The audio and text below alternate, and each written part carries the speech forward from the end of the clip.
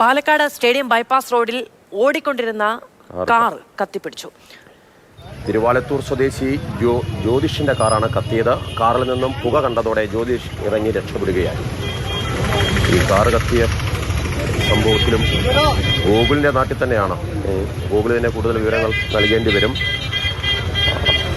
Google, നമ്മുടെ നാട്ടിലിപ്പോൾ സ്ഥിരമായിട്ട് കാറുകൾ കത്തുന്നു, വലിയ ബസ്സുകൾ കത്തുന്നു. കഴിഞ്ഞ ദിവസം സ്കൂൾ ബസ് കത്തിയിരുന്നു. ഇങ്ങനെ തുടർച്ചയാണ്. എന്ത് കാരണം കൊണ്ടാണ് ഈ കാറ് കത്തിയത്?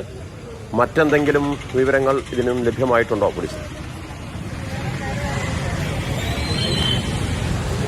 ഒരു മണിക്കൂർ മുമ്പാണ് ഈ സംഭവം ഉണ്ടായത്. സ്റ്റേഡിയം ബൈപ്പാസ് റോഡിലൂടെ കോയമ്പത്തൂർ ഭാഗത്തേക്ക് അല്ലെങ്കിൽ ആ ഭാഗത്തേക്ക് നീങ്ങുന്ന വാഹനമാണ്, റിച്ച് കാറാണ് കത്തി നശിച്ചത്. എന്താണ് കാരണം എന്നുള്ളത് വ്യക്തമല്ല. ഫയർഫോഴ്സ് എത്തി തീ അണച്ചു. ഇതിനുള്ളിൽ ഒരാൾ മാത്രം, ജ്യോതിഷ് മാത്രമാണ് ഉണ്ടായിരുന്നത്.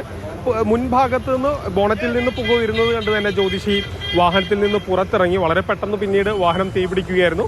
ഫയർഫോഴ്സ് എത്തി തീ അണച്ചു. ഈ ഒരു കാരണം എന്താണ്, തീ പിടിക്കാനുള്ള കാരണം എന്താണെന്നുള്ളത് വ്യക്തമല്ല. ഏതായാലും ഒരുപക്ഷെ ഫയർഫോഴ്സിൻ്റെയൊക്കെ കൂടുതൽ പരിശോധനയിൽ അതിൻ്റെ കാരണം എന്താണെന്ന് കണ്ടെത്തുമായിരിക്കും. ഏതായാലും ഒരു മണിക്കൂർ മുൻപാണ് ഈ സംഭവം ഉണ്ടായത്.